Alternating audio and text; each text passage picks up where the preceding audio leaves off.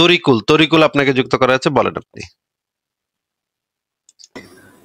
ভাইয়া প্রশ্নটা আমার না, ওই আরেকজনের প্রশ্ন, আমি জাস্ট কোট করতেছি, আপনি আনসারটা দিয়েন। কিন্তু সেটা হলো, আরেকজনের কোশ্চেনের সাপেক্ষে যখন আমি আপনাকে কোশ্চেন করব তখন আপনি তাহলে উত্তর দিবেন কিভাবে? আপনি ওনাকে নিয়ে আসেন, যার প্রশ্ন তাকে নিয়ে আসেন, তার সাথে মানে সরাসরি কথা বলি। উনি আসতে চায় না বা উনি আসবে না, সেজন্যই আমি বলতেছি। আশা করি এটার কোনো কিন্তু কাউন্টার প্রশ্ন থাকবে না। কিন্তু আপনি আমার তো ক্লারিফিকেশনের দরকার হইতে পারে প্রশ্নটা ভালোভাবে বোঝার জন্য। আমার বিভিন্ন বিষয়ে ছোটখাটো বিষয়ে কোশ্চেন করতে হইতে পারে। আমি যদি সেগুলো করি তাহলে আপনি সেগুলো কিভাবে উত্তর দিবেন? আপনি ওইটা তো হচ্ছে হুজুর মানে মসজিদের খতিবের আর কি, হ্যাঁ, তখন উনাকে তো আর আমি বলে আনতে পারবো না। আচ্ছা, বাট ঠিক আছে, বলেন প্রশ্নটা, বলেন তারপর শুনি দেখি আগে। প্রশ্নটা হলো যে, হ্যাঁ, আল্লাহর অস্তিত্ব নিয়ে নাকি নাস্তিকরা প্রশ্ন করে, তা আল্লাহ নাকি নাই এটা। তো আহ, এখন সে কাউন্টার প্রশ্ন করছে যে আপনার যে দাদা আছে, হ্যাঁ, সেটা কি আপনি দাদার দাদা ছিল, তাকে কি আপনি দেখেছেন? দেখেন নাই। তাহলে তাকে যদি আপনি বিশ্বাস করতে পারেন, তাহলে সেটা তো আপনি দেখেন নাই, কিভাবে বিশ্বাস করেন? ঠিক আছে। তো আচ্ছা, আবার আপনার আচ্ছা, বাবাই তো আচ্ছা, আপনার বাবা। আমরা যে বিশ্বাস তো করি না সেগুলো আমরা মেনে নেই। আমরা তো আমাদের নিজেদের চোখে দেখতে পাই যে একটা নারী পুরুষ সঙ্গম করলে তাদের বাচ্চা হয়, এবং বাচ্চাটা আস্তে আস্তে বড় হয়। এই জিনিসটা তো আমরা নিজের চোখে দেখতে পাই, তাই না? হ্যাঁ, তো তরিকুল ভাই, তাহলে সেই বাচ্চাটা যখন আবার বড় হয় তখন সে আবার বিয়ে করে, তাদের তাদের একটা বাচ্চা টাচ্চা হয়। আবার যদি তারা আবার বড় হয়, এই জিনিসগুলো তো আমাদের চোখের সামনে ঘটে, তাই না? জি জি এই মনে করেন আপনাকে আমি আহ 2টা আপেল দিলাম, আবার 2টা আপেল দিলাম। হুম। হ্যাঁ, আপনার কাছে কয়টা আপেল হইলো ভাই? 4টা। 4টা আপেল হইলো। তাহলে আপনাকে আমি আপেল দিচ্ছি, আপনি গুইনা হিসাব করে দেখছেন, তাই না? 4টা আপেল হয়েছে। আপনি 4টা আপেল আপনার হাতে আছে, মনে করেন আপনাকে আমি 2টা আপেল ডান হাতে দিছি, 2টা আপেল বাম হাতে দিছি। এবং তখন আপনাকে আমি জিজ্ঞেস করছি, তরিকুল ভাই কয়টা আপেল হয়েছে? তখন আপনি গুইনা গুইনা আমাকে 4টা আপেল গুনতে পারছেন, তাই না? এটা তো আপনি আহ, গুইনা দেখতে পারছেন, গুইনা দেখে আমাকে জি উত্তর দিতে পারছেন নাকি? অবশ্যই অবশ্যই। গুইনা যখন আপনি দেখতে পারছেন তখন তার মানে হচ্ছে কি এই জিনিসটা প্রমাণিত যে 4টা আপেলই হবে, যেহেতু আপনি 1 2 3 4 4টাই গুনছেন। এই হাতে 2টা গুনছেন, এই হাতে 2টা গুনছেন। তাহলে তাহলে 2 আর 2 যোগ করলে যে 4 হয়, এই জিনিসটা আমরা পরীক্ষার মাধ্যমে প্রমাণ করতে পারি। এই যে পরীক্ষাটা করলাম, পরীক্ষাটার মাধ্যমে প্রমাণ করতে পারলাম নাকি, তরিকুল ভাই? জি জি জি আচ্ছা, এখন যদি আপনাকে আমি বলি যে আপনারে আমি কোনো কিছু দিব না, আপনার হাতে আমি কোনো কিছু দিব না, আপনি আমারে বলেন তো ভাই, 2টা কলা দিলাম আপনারে, মনে করেন ধরেন আপনাকে যদি আমি 2টা কলা দেই, আবার 2টা কলা দেই, তাইলে ভাই কয়টা কলা হয়? এইবার কিন্তু আপনাকে আমি কোনো কলা টলা কিছুই দেই নেই হাতে। আগের বার আমি দিছিলাম 2টা কমলা দিছিলাম, আরেক হাতে 2টা কমলা দিছিলাম। তখন আপনি নিজের হাতে কমলা পাইয়া হিসাব করছেন 4টা, নিজে 1 2 3 4 করে 4 পর্যন্ত গুনছেন, সেইটা আপনি প্রমাণ করতে পারছেন 4টা, তাই না ভাই? কারেক্ট ভাই। এইবার আমি আপনারে হাতে কিছু দেই নেই ভাই, হাতে কিছু দেই নেই, কিন্তু আপনাকে আগের বারের যে ক্যালকুলেশন এবং আগের বারের যে পরীক্ষিত প্রমাণ, সেইটা আপনাকে আমি বলছি যে আগের বার আপনাকে দিছিলাম, তখন আপনি হিসাব করে 2টা কমলা দিছিলাম, পরে আবার 2টা কমলা দিছি। টোটাল আপনি নিজে পরীক্ষা করে দেখছেন, নিজে প্রমাণ করে দেখছেন যে 4টেই হয়েছে, 4টার কম বেশি হয় নাই, 3টাও হয় নাই, 5টাও হয় নাই, 17টাও হয় নাই, একদম এক্স্যাক্টলি 4টা হয়েছিল। এইবার আমি আপনাকে হাতে কোনো কলা টলা কিচ্ছু দেই নেই, কিন্তু আপনাকে জিজ্ঞেস করছি আপনি আগের অভিজ্ঞতা থেকে আগে যেই যুক্তি এবং প্রমাণটা ব্যবহার করছিলেন, আগের যে ক্যালকুলেশন আপনি ব্যবহার করছিলেন, এই ক্যালকুলেশনটা ব্যবহার কইরা আপনার হাতে আমি কিছু দিব না প্রমাণ করার জন্য, আপনার কাছে কিছুই নাই, কলা টলা কিছুই নাই আপনার কাছে। এমনকি কলা মনে করেন আপনি জিন্দগিতে চোখেও দেখেন নাই। আপনারে আমি জিজ্ঞেস করছি ভাই 2টা কলা দিলাম, আবার একটু পরে আবার 2টা কলা দিলাম, কয়টা কলা হইলো? এবার কিন্তু আপনার মনে রাখবেন, এবার কিন্তু আপনার হাতে কিন্তু কোনো কলা নাই, এবার আপনি গুনতে পারতেছেন না। এবার আপনি কন্ত ভাই, আগের অভিজ্ঞতা ব্যবহার করে আপনি একটা কনক্লুশনে আসতে পারেন যে আপনার কাছে কয়টা কলা থাকবে। সেই কনক্লুশনটা কি আপনি আমাকে একটু বলেন তো। প্রথমবারটা তো আমি নিজেই প্রমাণ পাইছি, আর পরেরটা হচ্ছে আপনি বলছেন, এখন ওটা আমার অন্ধবিশ্বাস করতে হবে, আর না হলে আমার গুণা দেখার কোনো উপায় নেই। না, এটা অন্ধবিশ্বাস কেন হবে? এটা তো আপনি আগের যে অভিজ্ঞতা, আগের যে যুক্তি, আগের যে প্রমাণ সেটা ব্যবহার করতেছেন এখানে। এটা তো অন্ধবিশ্বাস না। হ্যাঁ, আগের বার তো আমি নিজে নিজে গুনতেছি, আর পরের বার যে আপনি আমাকে না দিয়া বলছেন, হ্যাঁ, তো আমার তো আর কোনো গুনার উপায় নেই। গুনার উপায় নেই, কিন্তু আপনার তো যুক্তি প্রয়োগের উপায় আছে, আগের প্রমাণ ব্যবহারের উপায় আছে, তাহলে পূর্ব হ্যাঁ, আমি অভিজ্ঞতা। বলবো যে তাহলে কোনো কলাই দেন নাই আমাকে। কলা তো আপনার হাতে তো দেই নেই, কিন্তু আপনি তো আগের ক্যালকুলেশনটা ব্যবহার করতে পারতেছেন তো এখানে। আগের ক্যালকুলেশনে যেই প্রমাণটা আপনি পাইছেন সেই প্রমাণটা আপনি এই ক্ষেত্রে ব্যবহার করতে পারতেছেন না। হ্যাঁ, তাইলে এখন কয়টা কলা হবে আপনার কাছে? আমার কাছে জিরোটা। মানে আপনার কাছে জিরোটা। আমি আপনাকে বলছি যদি আপনাকে 2টা কলা দেই এবং আবারও 2টা কলা দেই, তখন আপনার কাছে তখন কয়টা কলা থাকবে? আপনার কাছে 0টা কলা থাকবে। না, যদি আপনি দেন তাহলে তো দুইটা দুইটা চারটা হবে। যদি সেটাই তো যদি ধরে বলছি, এখন তো আপনাকে হাতে দেই নেই কিছু। এইবার তো আমি যদি ধরে বলছি, হ্যাঁ, আপনাকে কল্পনা করতে বলছি যে আপনাকে যদি 2টা কলা দেয়া হয় এবং আবারও 2টা কলা দেয়া হয়, তখন কয়টা কলা হবে? টোটাল কয়টা কলা হবে আপনার কাছে? চারটা। এই 4টা যে হবে সেটা আপনি কিভাবে বুঝছেন? কারণ আমি গণিত থেকে শিখছি। পূর্ব অভিজ্ঞতায় আর গণিত টণিত কিছু আপনি শেখেন নাই। আগের বার যেই আপনাকে কমলা দিছিলাম 2টা কমলা আবার 2টা কমলা, সেই অভিজ্ঞতাটাকে কাজে লাগায় তো এখানে আপনি দেখছেন যে এইখানে 4টা কলাই হবে। যদি আপনাকে আমি 2টা কলা দিই আবার 2টা কলা দিই, 4টা কলাই তো হবে। কিন্তু আপনি তো কলা জীবনে চোখেই দেখেন নাই। আপনি তাহলে বুঝলেন কেমনে যে 4টা কলা হবে? উম, আপনি বলেন, আমি বুঝতেছি না। ভাই এটা তো খুবই সিম্পল জিনিস। যখন আমরা একটা ক্যালকুলেশন করি, যখন কলা একটা আমি জিনিস, চোখে না দেখলে আমি বুঝতেই পারবো না যে এটা আছে নাকি নাই। যখন আমরা একটা ক্যালকুলেশন করি, সেই ক্যালকুলেশনের উপর ভিত্তি করে আমরা ফিউচারে কি হবে সেই জিনিসটা বুঝতে পারি। মনে করেন আপনাকে একবার আহ আপনি একবার ধান চাষ করছেন, ধান চাষ কইরা সেই ধানগুলার ভিতরে সমস্যা ছিল, সেখানে পোকা ধরছিল, পোকা ধরে আপনার ধানগুলা নষ্ট হয়ে গেছে। পরের বার যখন আপনি আবার ধান চাষ করতে যাবেন, আপনি তো এই পূর্বের অভিজ্ঞতাটাকে কাজে লাগাবেন, তাই না?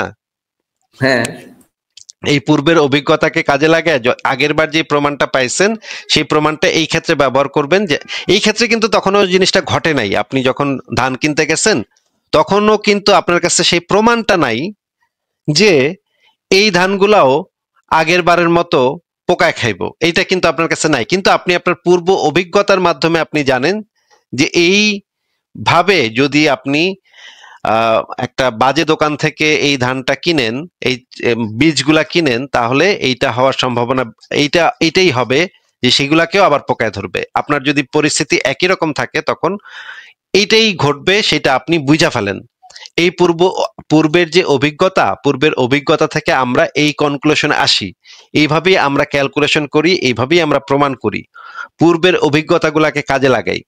আমরা যখন আমাদের বাস্তব জীবনে দেখি যে একজন মানুষ বড় হচ্ছে, বড় হওয়ার পর একটা মেয়ের সাথে সঙ্গম করতেছে, সঙ্গম করার পর বাচ্চা হচ্ছে, এই জিনিসগুলো আমাদের বাস্তবে দেখা অভিজ্ঞতা। এই বাস্তবে দেখা অভিজ্ঞতার গুলার উপরে নির্ভর করে আমরা ফিউচার প্রেডিকশন করি এবং পাস্ট প্রেডিকশন করি। পাস্ট এবং ফিউচার প্রেডিকশন করি আমরা বর্তমান সময়ে। সেই বর্তমান সময়ে কিন্তু ফিউচারটা এখনো হয় নাই, তাই না? আমরা জানি যে আমার ছেলেটা যদি স্কুলে না যায়, পড়ালেখা না করে, তাহলে আমরা বুঝে যাই যে সে হয়তো ভালো কোনো চাকরি পাবে না, ভালো কোনো, তার জীবনটা হয়তো এমন ভাবে কাটবে যেটা হচ্ছে গিয়ে খারাপ ভাবে কাটবে। সে হয়তো কোনো চাকরি বাকরি পাবে না, টাকা পয়সা ইনকাম করতে পারবে না, ভালো জায়গায় যাইতে পারবে না। এই জিনিসটা আমরা ফিউচার প্রেডিকশন করি, কারণ হচ্ছে আমরা আমাদের পূর্ব অভিজ্ঞতার মাধ্যমে এই জিনিসটা আমাদের সমাজে দেখে আসছি যে একটা বালক বা বালিকা যখন পড়ালেখা ঠিক মতো না করে, তখন তারা একটা খারাপ পরিস্থিতির মধ্যে দিয়ে যায়, ভবিষ্যৎটা তার অন্ধকার হয়ে যায়। এটা আমরা আমাদের অতীত অভিজ্ঞতা থেকে আমরা জানি, এটা আমাদের বাপ দাদাদের অভিজ্ঞতা থেকেও আমরা জানি, আমাদের অভিজ্ঞতা থেকেও আমরা জানি। এইভাবে আমরা ক্যালকুলেশন করে, কিন্তু আমি কিন্তু এখনো নিশ্চিতভাবে গ্যারান্টি দিয়ে বলতে পারি না যে আমার ছেলেটা ভবিষ্যতে পড়ালেখা না করলে এইরকমই অবস্থা হবে সেটা কিন্তু আমি একদম 100% জানি না, আমার কাছে কোনো প্রমাণ নাই যে ভবিষ্যতে এটাই হবে, কিন্তু সেটাও আমরা প্রেডিকশন করতে পারি পূর্ব অভিজ্ঞতার আলোকে। আমরা যখন আমাদের, এবং এইভাবে আমরা ফিউচার প্রেডিকশনও করতে পারি, পাস্ট প্রেডিকশনও করতে পারি। ফিউচার এবং পাস্ট সম্পর্কে আমরা যতটুকু যা জানি সেগুলো হচ্ছে আমাদের বর্তমান সময়ের জ্ঞান, বর্তমান সময়ের অভিজ্ঞতা, বর্তমান সময়ের প্রমাণ, এইগুলোর উপর ভিত্তি করে আমরা অতীত এবং ভবিষ্যৎ সম্পর্কে ধারণা করতে পারি। আমি যদি বর্তমানে জীবিত থাকি তাহলে আমি নিশ্চিতভাবে এই জিনিসটা বলতে পারি, আমার একজন বাবা ছিল, তারও একজন বাবা ছিল, তারও একজন বাবা ছিল। আর আমি যদি বাইচা থাকি তাহলে আমার ছেলে যদি বাইচা থাকে তাহলে তারও একটা ছেলে হইতে পারে, সেই ছেলেও যদি বাইচা থাকে তারও যদি ছেলে হয়, সেই ছেলেও যদি বাইচা থাকে, এইভাবে প্রজন্ম সামনের দিকে আগাবে, এইটাও আমরা জানি। এবং অতীতে এই জিনিসটা ঘটছে সেই জিনিসটা আমরা জানি।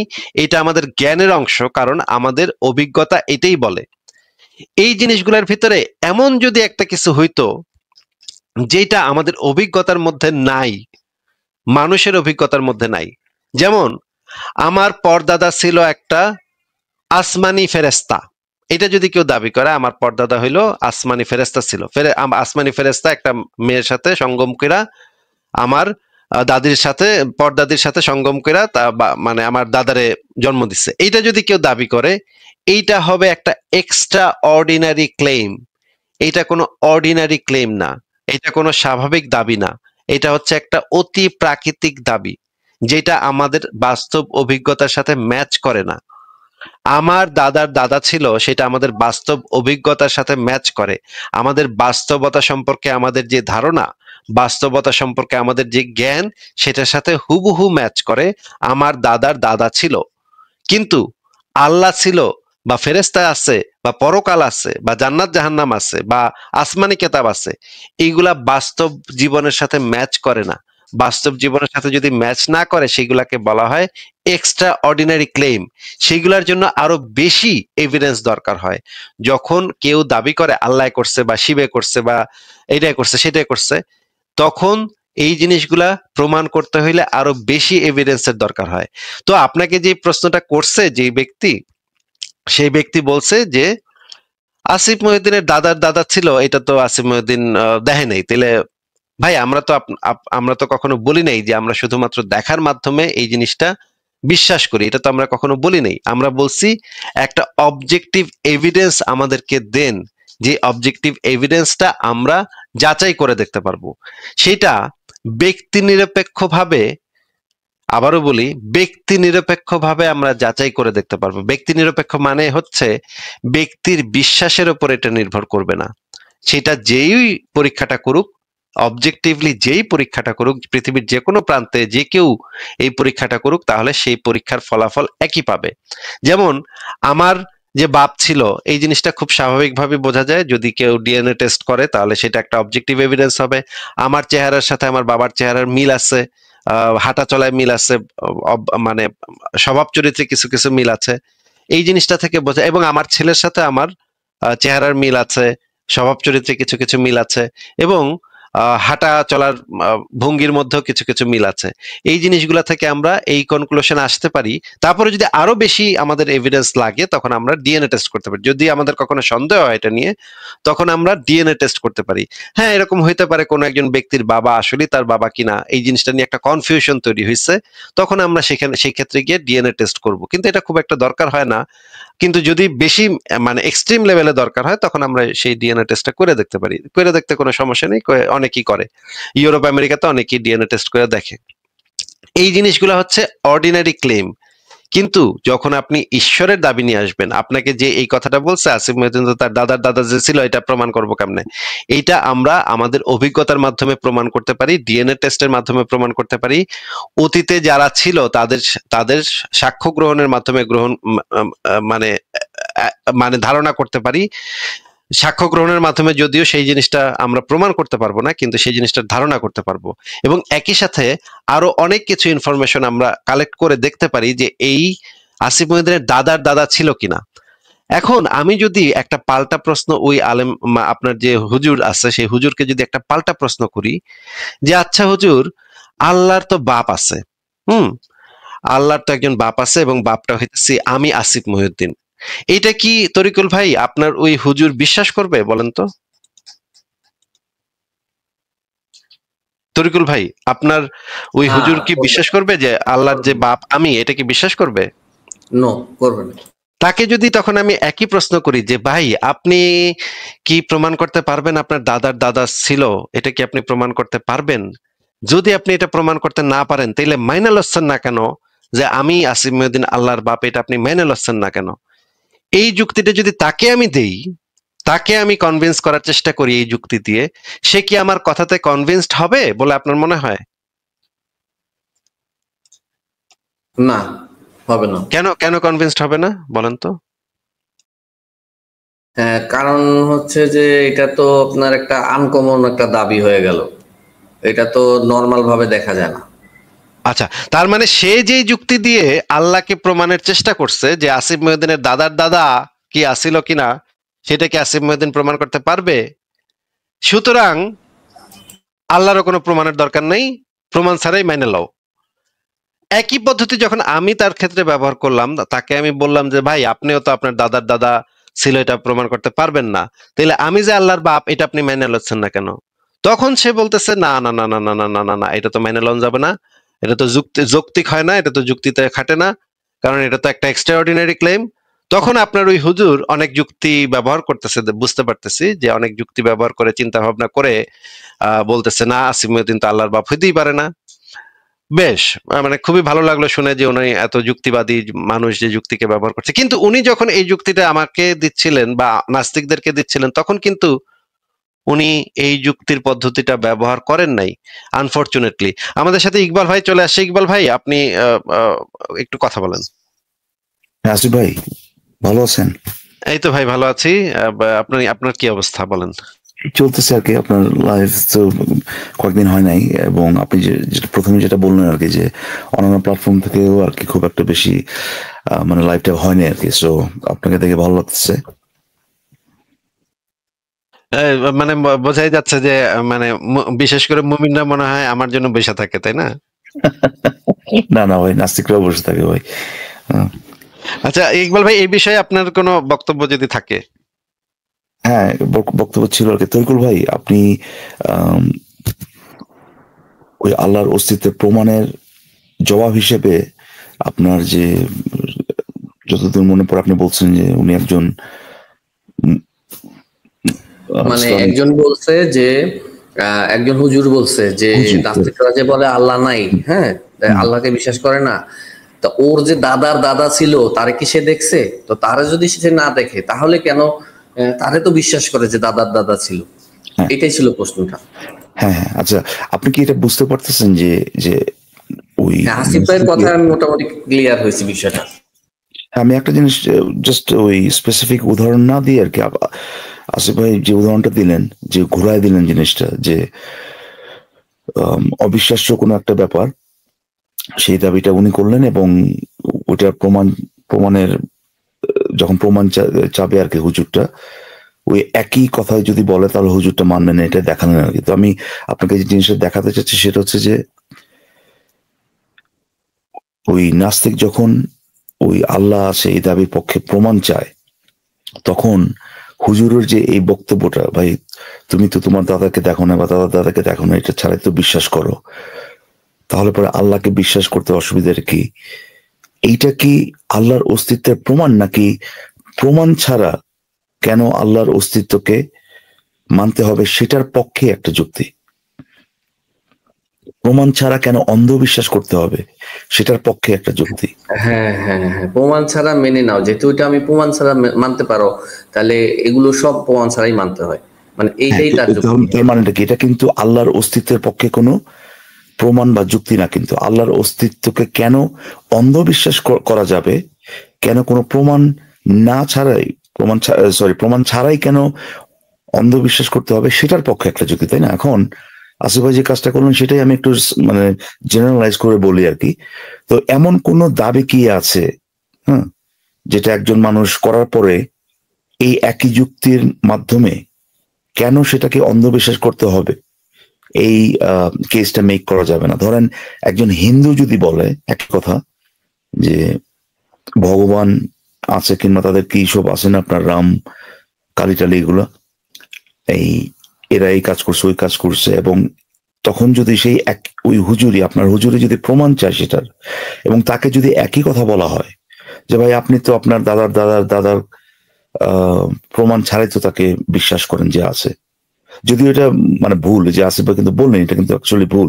এটা এমন না যে প্রমাণ একদমই নাই, সেরকমও না। তারপর সেটা যদি ধরেও নেওয়া হয়, ওই হুজুরের বক্তব্যই যদি তাকে দেওয়া হয়, আবার আপনার কি মনে হয় হুজুর কি বলবে আচ্ছা ঠিক আছে ভাই ঠিকই তো বলছেন, আমি তো ঠিকই তো দাদা দাদার প্রমাণ ছাড়াই তো মানি, তাহলে তো হিন্দু ধর্মের যে ভগবান, এর তো মানতে তো কোনো অসুবিধা নেই। আপনার কি মনে হয় উনি সেটা গ্রহণ করবেন? না, অবশ্যই করবে না। তাহলে কি আপনার মনে হয় যে উনি যেটা আমাদেরকে দিচ্ছেন বা নাস্তিকদেরকে দিচ্ছেন, এই তার করা দাবি যে আল্লাহ আছে, এইটার কেন প্রমাণ ছাড়া অন্ধবিশ্বাস করতে হবে, এটার পক্ষে এইটা কি গ্রহণযোগ্য হবে আমাদের কাছে বা কারো কাছে? না, একই যুক্তি তো হলে অবশ্যই এটা হয় না। কারণটা হচ্ছে যে ভাই এই যুক্তি ইউনিভার্সাল, ঠিক আছে? এখন এইটা যুক্তি তো বাছ বিচার করে তো আর ভাই এখানে কাটে ওখানে কাটে না, এরকম তো না ভাই।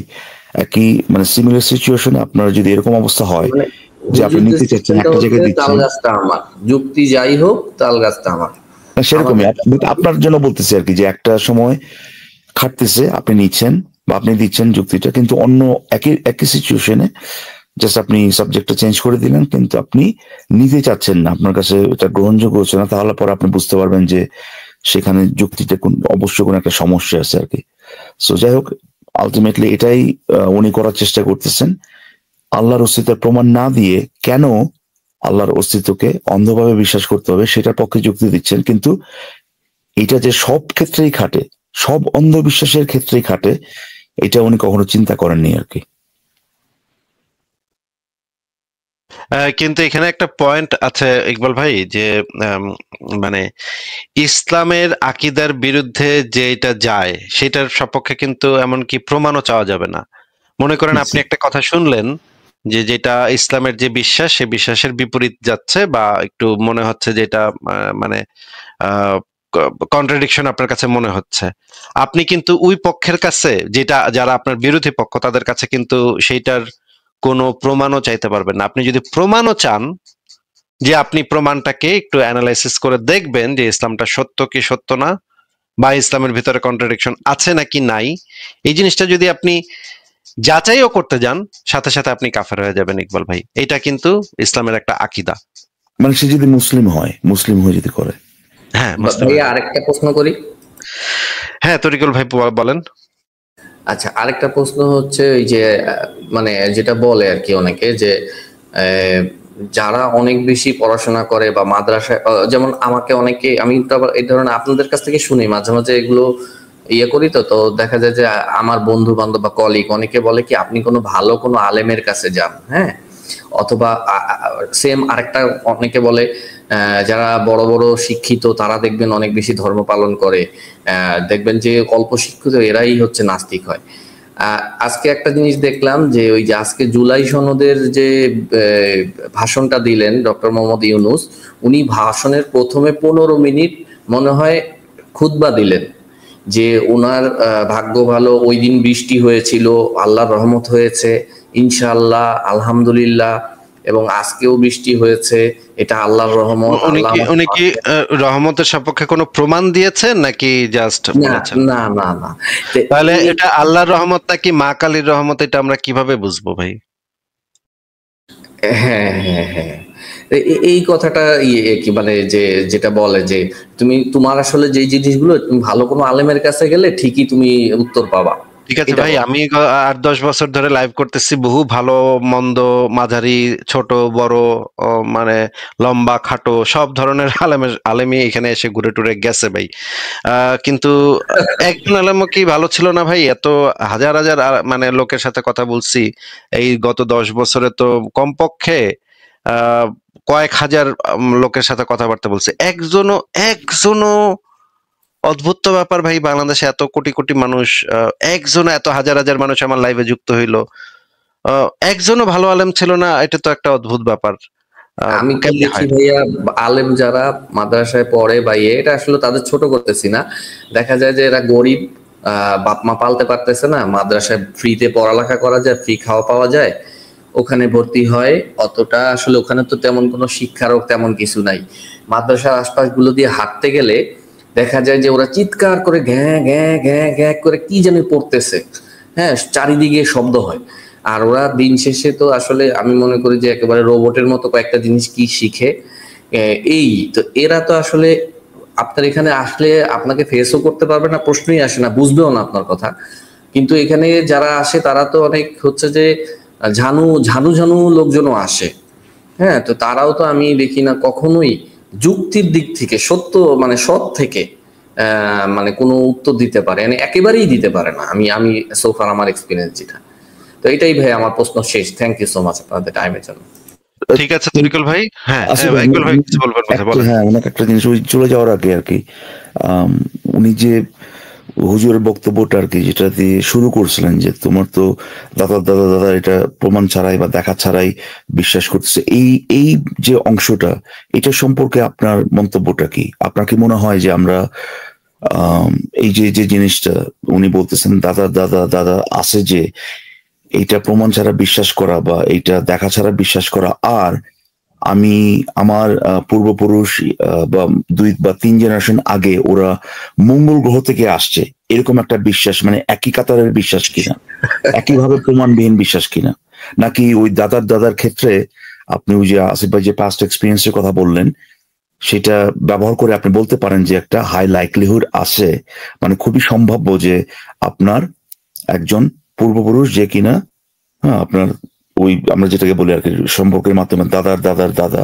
এটা থাকাটা খুবই সম্ভাব্য, হাইলি লাইকলি বা খুবই প্রবাবল আর কি। কোনটা আপনার মন্তব্যটা কি? না ভাই, আমি আসিফ ভাই যেইভাবে বুঝাইলো আমি মনে মনে তো বুঝি, কিন্তু আসিফ ভাইয়ের কাছে আমি বুঝার জন্য আরো ক্লিয়ার হয়েছে। তো ভাইয়া যেটা বললো যেটা আমরা অভিজ্ঞতার মাধ্যমে বুঝতে পারি যে একটা সন্তান তো একটা নির্দিষ্ট প্রক্রিয়ার মাধ্যমেই হচ্ছে। তো আমার দাদা কেউ না থাকলে তো আমি এই পর্যন্ত আসতে পারতাম না। মানে মানে খুবই আর কি সম্ভাব্য, যেটা মানে এটা অলমোস্ট ইম্পসিবল যে আপনি বেসিক জিনিস আসছেন, তাই না? তো সেটাই আর কি, এটা ওই তার যে বক্তব্য শুরুটা যেটা, এটাও আসলে ভুল। সব প্রাণীর ক্ষেত্রেই সেম আমার মনে হয়। হ্যাঁ, এটা এরকম হইতে পারে ইকবাল ভাই, এরকম হইতে পারে যে একটা মানুষের সাথে আমার আজকে পরিচয় হইলো, সে আমাকে বলল যে তার তো কোনো বাবা নাই বা তার তো কোনো মাও নাই, হ্যাঁ, তখন আমি একটু বোকা হয়ে যাবো, হ্যাঁ হ্যাঁ তাই নাকি, তোমার কাছে, তখন আমি জিজ্ঞেস করবো যে তোমার কাছে কি, তুমি যেটা ক্লেম করলা, কারণ আমরা তো সবসময় দেখে আসতেছি, যেটা আমরা সবসময় দেখে আসতেছি বা আমাদের অভিজ্ঞতার ভিতরে বাস্তব জীবনের সাথে যেটা ম্যাচ করে সেটা হচ্ছে বাপ মায়ের থেকেই বাচ্চা কাচ্চা হয়। এখন এই ব্যক্তিটাকে আমি শুনতেছি যে সে বলতেছে যে না তার কোনো বাবা মা নাই, এবং তখন আমি তার কাছে এভিডেন্স চাইবো, এভিডেন্স না দিতে পারলে আমি তার কথা রিজেক্ট করব, তার দাবিটাকে আমি রিজেক্ট করব, তার দাবিটাকে আমি বাতিল করে দিব এবং সত্য বলে গ্রহণ করব না। কিন্তু এমন হইতে পারে ইকবাল ভাই, হওয়া সম্ভব যে সে আমাকে কিছু এভিডেন্স দিল যে তার জন্ম হয়েছে ক্লোনিং এর মাধ্যমে এবং সে একটা ল্যাবরেটরিতে তাকে বানানো হয়েছে, তার আসলে সে কোনো মায়ের পেটে কখনোই ছিল না, এবং সে তাকে এইভাবে ক্লোনিং এর মাধ্যমে ল্যাবরেটরিতে তাকে তৈরি করা হয়েছে বা কোনো একটা সায়েন্টিফিক মেথড ব্যবহার করে সেটা তাকে তৈরি করা হয়েছে। তখন যদি সে আমাকে সেই এভিডেন্স গুলা দিতে পারে ইকবাল ভাই, আমি কিন্তু তার এভিডেন্স গুলা যদি ভ্যালিড হয় তাহলে কিন্তু আমি তার কথা মেনে নিব। তখন আমি বুঝবো যে আমি যেই এতদিন যে জিনিসটা জানতাম এই জিনিসটার ভিতরে কিছু ফাঁকফোকর ছিল, আমার কাছে ফার্দার কিছু এমন এভিডেন্স, ভ্যালিড এভিডেন্স আমার কাছে আসছে যেগুলো আমার অতীতের যে ধারণা সেই ধারণাটাকে অনেকখানি বদলে দিতে পারে। আমি আমার ধারণাটাকে আবার ঠিক করে নিব যে মানুষ হইলেই যে ইমপ্রুভ বা অতীতের ধারণাটাকে আরো রোবাস্ট, আরো কি বলবো এটাকে, আরো সংশোধন করে নিব। হ্যাঁ, সংশোধন না ঠিক, এটা পরিমার্জন বলতে পারেন বা অ্যাটলিস্ট এনহ্যান্সড বলতে পারেন, যে আপনার কাছে এখন নতুন নলেজ আছে। আগে কিন্তু মনে যে না যেটা ওই আপনি যেটা জানতেন সেটা হয়ে গেল, ভুল হয়ে গেল, সেটা না, কিন্তু আপনার কাছে নতুন একটা ক্ষেত্র আসলো আর কি, যে নতুন একটা সিচুয়েশন আপনি জানতে পারলেন যেখানে একজন মানুষের পক্ষে সম্ভব অস্তিত্ব আসা কোনো ধরনের বাবা মা ছাড়া, এটা আপনি জানতে পারেন, আপনি অ্যাড করে নিলেন সেটাই। অ্যাড করে নিলাম, এবং আমি তখন তার এভিডেন্স গুলা যদি ভ্যালিড হয় তাহলে তো মানতে আমি বাধ্য। আমি তো আর অন্ধবিশ্বাসের মতো বলবো না যে না তোর আমার এভিডেন্সই লাগবো না, তোর এভিডেন্স দেবো না, তোর এভিডেন্স দেখলে আমার বিশ্বাসটা হয়ে যাইবো রে, আমার বিশ্বাসটা যাইবো গা, আমি আমার বিশ্বাসটাকে শক্ত করে ধরে রাখতে চাই, আমি আমার অন্ধবিশ্বাস ছাড়তে পারুম না, তুই যতই আমার এভিডেন্স দেখাস না কে আমি তো তোর কথা মানুম না, এইটা তো আমি বলবো না। আমি নতুন এভিডেন্স যদি পাই তাহলে আমার জ্ঞানটা আরেকটু বৃদ্ধি পাবে, আমি আরেকটু নতুন জিনিস আমি জানলাম, এবং আমি আমার চিন্তা ভাবনাটাকে আরেকটু ইমপ্রুভ করতে পারলাম। আগেরটাও সঠিকই ছিল কিন্তু এটার সাথে অ্যাড হইলো। কিন্তু আমি কখনো এই রকমের একটা মানে স্থবির পজিশনে যাব না, যেটা হচ্ছে যেটারে আমরা গোড়া পজিশন বলি, যে আমার বিশ্বাস তো আমি তো দেখে আসছি ভাই, আমি তো মানুম না, আমি তো প্রমাণ দিলেও মানুম না, এটা আমি করব না। যদি আমাকে দেখাতে পারে অবশ্যই, কিন্তু ইনিশিয়ালি কিন্তু আমি সেটাকে রিজেক্ট করছিলাম তরিকুল ভাই, যখন মানে সে আমাকে প্রমাণ ছাড়া যখন আমাকে বলছিল। এর মানে কিন্তু আপনি বলেন নাই যে এটা হইতেই পারে না, বা এটা মিথ্যা, বা 100% আপনি গ্যারান্টি দিয়ে বলছেন এটা হইতেই পারে না। আপনি বলতেছেন যে আপনি বলতেছেন যে আপনার দাবিটাকে রিজেক্ট করতেছি, মানে এই দাবিটার পক্ষে বা এই দাবিটাকে সাবস্টেন্সিয়েট করে এরকম কোনো এভিডেন্স আপনি দেন নাই, সুতরাং দাবিটাকে আমি রিজেক্ট করতেছি, গ্রহণ করতে পারতেছি না, সত্য বলে গ্রহণ করতেছি না, সত্য বলে গ্রহণ করতে পারতেছি না। হ্যাঁ, কিন্তু মানে আপনি তার দাবিটাকে আমি সত্য বলে গ্রহণ করতে পারতেছি না, কিন্তু সে যে আমি কিন্তু এটা বলি নাই যে সে আসলে বাপ মায়ের থেকে জন্ম হয়েছে এরকমও কিছু আমি দাবি করি নাই, বা বাপ মা ছাড়া জন্ম হয়েছে এরকমও আমি কিছু দাবি করি নাই। আমি দাবি করছি আমার যে মানে পয়েন্টটা, আমার কোনো দাবি নেই এখানে, আমার যে পয়েন্টটা হচ্ছে সে যে দাবিটা করছে সেটার সপক্ষে প্রপার এভিডেন্স গুলা নাই, এই কারণে আমি তার দাবিটাকে রিজেক্ট করছি, সত্য হিসেবে একসেপ্ট করতেছি না, এইটুকু। হ্যাঁ, কিন্তু আসিফ ভাই এরপরেও কিন্তু আপনি আমাদের যে ভাস্ট এক্সপিরিয়েন্স সেটার ভিত্তিতে একটা লাইকলিহুড বা প্রবাবিলিটি বের করতে পারেন। আপনি বলতেছেন না যেটা প্রবাবিলিটি মানে কিন্তু এই না যে ধরেন কেউ যদি বলে যে আজকে 90% চান্স হয় বৃষ্টি হবে, এর মানে কিন্তু এই না যে বৃষ্টি হবেই হবে। তাহলে আপনি কিন্তু বলতেছেন যে 100টা একই রকম সময়ে 90টা সময় ভাই বৃষ্টি হয়, এটা বলতেছেন। সো আপনি সেই লাইকলিহুডটা কিন্তু বলতে পারেন যে আপনি যেহেতু মানুষ এবং আপনার যেহেতু এরকম ফিচার গুলো আছে, 99.99% চান্স হচ্ছে আপনি আরেকজন মানুষ আরো দুজন মানুষের কাছ থেকে আপনি আসছেন, এটাও কিন্তু আপনি বলতে পারেন। এখানে কিন্তু আপনি রং হবেন না এই অ্যাসেসমেন্টটা যদি আপনি দেন। হ্যাঁ, খুব যে রং হবে তা না, হয়তো ইমপ্রুভ তার যে মানে পয়েন্টটা সেটা হয়তো ইমপ্রুভ হইতে পারে, কিন্তু সেটা যে খুব একটা রংও আমরা বলতে পারি না। হ্যাঁ তরিকুল ভাই, আপনি এবার বলেন। ভাইয়া ধন্যবাদ। আর আরেকটা জাস্ট কথা, ওই যে আসলে এটা আমি আপনার কাছে কিছু বের করতে চাচ্ছিলাম, তো সেই জন্য আমি আনলাম জিনিসটা ওই প্রমাণের। দেখা আপনাকে যখন বলছিল, আপনি কি তখন এটা প্রশ্ন করছিলেন তাকে, ভাই কই ভাই, নাকি আপনি তখন আপনার কাছে মনে হয়েছে যে আসলে তো আমরা তো না দেখেই তো বিশ্বাস করছি, এরকম মনে হয়েছিল? হ্যাঁ, আমি ওই যখন শুনছিলাম চিন্তা করেন। হ্যাঁ, আমি যে কারণে এটা আপনাকে বলতে, সেটা হচ্ছে যে এই যারা কিনা আল্লাহ বা এই ধরনের অতি প্রাকৃতিক ব্যাপারগুলোতে বিশ্বাস করে আর কি, যাদের কাছে কোনো প্রমাণ নাই, তারা আপনাকে ইমোশনালি ম্যানিপুলেট করার চেষ্টা করবে আর কি, প্রমাণ চাইলে পরে। এবং এই ইমোশনালি ম্যানিপুলেট করার একটা উপায় হচ্ছে যে আপনাকে খুবই দ্রুত শর্টকাটে ভাই আপনাকে চিন্তা করার সময় না দিয়ে কোনো একটা জিনিস কোন একটা কথা বলে আপনাকে কনভিন্স করার চেষ্টা করবে ওটাতে। ধরেন এই যে আপনাকে যে যেটা এই আপনার দাদা দেখেন নাই, অথচ আপনি কিন্তু চিন্তা করে দেখলে পরে আপনার এই কথাটা গ্রহণযোগ্য হবে না যে এটা কোনো প্রমাণ নাই।